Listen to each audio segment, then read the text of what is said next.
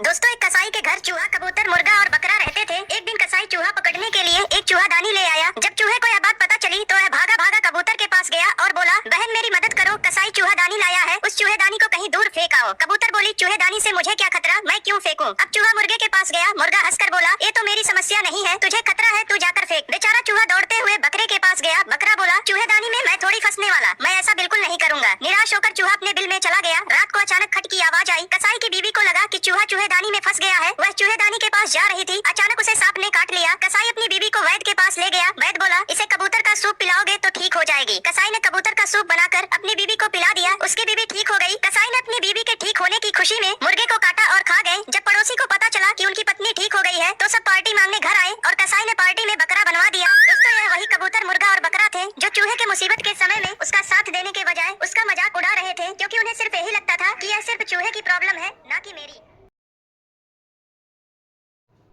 एक अंधी बूढ़ी औरत गॉड से प्रार्थना करती थी। एक दिन गॉड उसके सामने प्रकट हुए और बोले, मैं आपकी एक इच्छा पूरी कर सकता हूँ, मुझे बताओ कि आप क्या चाहती हो। बूढ़ी औरत ने कहा, मुझे नहीं पता कि मैं क्या मांगू, मुझे कुछ नहीं चाहिए। गॉड ने कहा, यदि आप नहीं जानती हैं कि आपको क्या मांगना है तो आप अपने बेटे और बहू से पूछ सकती हैं। बूढ़ी औरत अपने बेटे और बहू के पास गई और उन्हें सारा वाक्य बताई। बेटे ने कहा, माँ आप धन मांग लो। बहू बोली, नहीं माँ आप एक पोता मांगो। बेटे ने फिर कहा, नहीं माँ धन मांगो। बूढ़ी औरत को कुछ समझ नहीं आ रहा था कि वह क्या मांगे, धन या पोता। बूढ़ी औरत ने सारी बात अपने दोस्त को बताई। दोस्त ने कहा, आप धन या पोता मत मांगो, आप दृष्टि मांगे ताकि आप देख सकें। बूढ़ी औरत ने इस पर सोच विचार किया। अगले दिन जब गॉड प्रकट हुए तो बूढ़ी औरत ने कहा, गॉड मैं अपने पोते को सोने के बेड पर बैठे हुए देखना चाहती हूँ। यह सुनकर गॉड भी हंस पड़े कि आपने एक ही इच्छा में सब कुछ मांग लिया।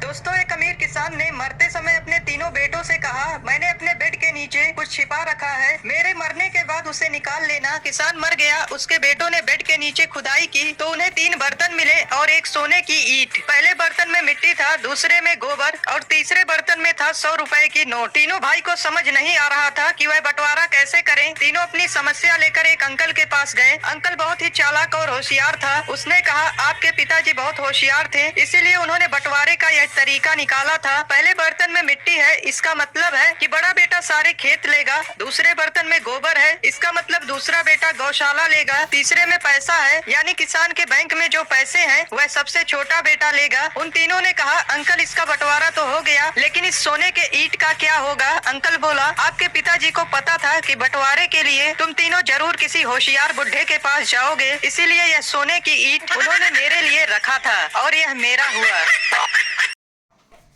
दोस्तों, एक बार बादलों की हड़ताल हो गई। बादलों ने कहा, अब अगले 10 साल तक पानी नहीं बरसाएंगे। यह बात जब किसानों ने सुनी तो वह बहुत परेशान हो गए कि अब फसल कैसे होंगे जब बारिश ही नहीं होगी। किसानों ने भी अपने हल वगैरह पैक करके रख दिए, लेकिन एक किसान जिसे बाकी किसान पागल समझते थे वह अपने नियम अनुसार हल चला रहा था। एक दिन कुछ बादल थोड़े नीचे से गुजरे और उस किसान से बोले, क्यों भाई, पानी तो हम बरसाएंगे नहीं, फिर क्यों हल चला रहे हो? किसान बोला, कोई बात नहीं, जब बरसेगा तब बरसेगा, लेकिन मैं हल इसलिए चला रहा हूँ कि मैं 10 साल में कहीं हल चलाना ना भूल जाऊँ। दोस्तों, अब बादल भी घबरा गए कि यार कहीं हम भी बरसना ना भूल जाएं, तो वे तुरंत बरसने लगे और उस किसान की मेहनत जीत गई जिन्होंने सब पैक करके रख दिए थे। वे हाथ मजदूर ने एक सेठ के घर से पैसे चुराए। अगले दिन वह उन पैसों को लेकर कुछ सामान खरीदने के लिए एक सुपरमार्केट में गया। वह खरीदारी कर रहा था, तभी एक बूढ़ी औरत उसके पास आई जिसके हाथ में सामान से भरा एक बैग था। बूढ़ी औरत ने चोर से कहा, बेटा तुम्हारी शक्ल बिल्कुल मेरे बेटे से मिलती है, पर अफसोस मेरा बेटा अब इस दुनिया में नहीं है। चोर को उस बूढ़ी औरत पर दया आ गई। बूढ़ी औरत ने आगे कहा, बेटा मैं दुकान से बाहर निकलने वाली हूँ, अगर निकलते समय तुम मुझे गुड बाय मॉम कहते हो तो मुझे बहुत खुशी होगी। चोर बोला, ठीक है। बूढ़ी औरत जब दुकान से बाहर जाने लगी तो चोर ने जोर से 2-3 बार पुकारा, goodbye mom, goodbye mom. बूढ़ी औरत ने हाथ हिलाया और चली गई। कुछ समय पश्चात जब चोर अपने सामान का भुगतान करने गया तो दुकानदार ने उसे 12,000 रुपए का बिल दिया। चोर बोला, इतने पैसे कैसे, मैंने तो केवल 2,000 के सामान खरीदे हैं। दुकानदार ने कहा, बाकी 10,000 का सामान आपकी माँ लेकर गई, जिन्हें कुछ देर पहले